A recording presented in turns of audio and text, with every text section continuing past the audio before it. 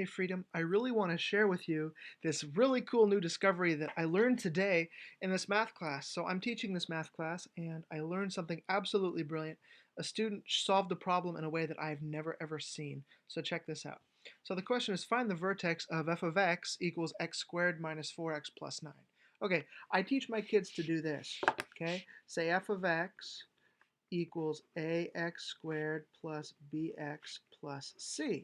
Well, we can see that a is 1, negative 4 is b, and 9 is c. And I say, okay, a is equivalent to 1, b is equivalent to negative 4, and c is equivalent to 9, right? And you know your vertex form is negative b over 2a because that is when you take the derivative and you set it equal to 0 to find out where the parabola is flat at your vertex and say, okay, this is negative 4 over 2 times 1. This is equivalent to 4 over positive 4 over 2, which is equivalent to 2. All right? Now, of course, you realize that you take your 2 and plug it in. So f of 2 is equivalent to 2 squared minus 4 times 2 plus 9. This is 4 minus 8 plus 9. 4 minus 8 plus 9. 4 minus 8 plus 9 is 5. So f of 2 equals 5. So your vertex is 2 comma 5. That's how they find their vertex. But what's really, really, really interesting is my student did something completely out of the box I was not expecting. Check this out. My student said this. My student said, okay, well, f of x equals x squared minus 4x plus 9. And I said, yeah. She said, okay, watch this. So she subtracted 9 from both sides.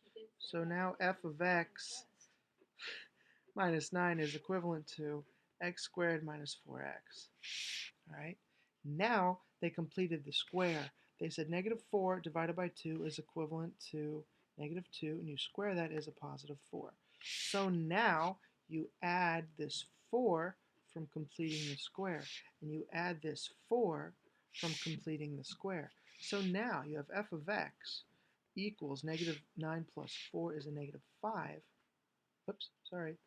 F of x minus 5 is equivalent to x. That whole thing becomes x minus 2 squared. And she said, okay, add 5 to both sides. I said, okay, adding 5 to both sides. Now f of x is equivalent to x minus 2 squared plus 5.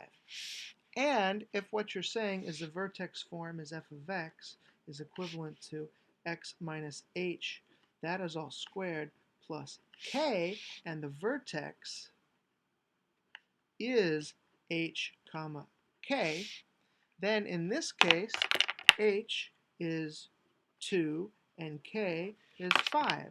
So your vertex is 2 comma 5. And that's how she solved it.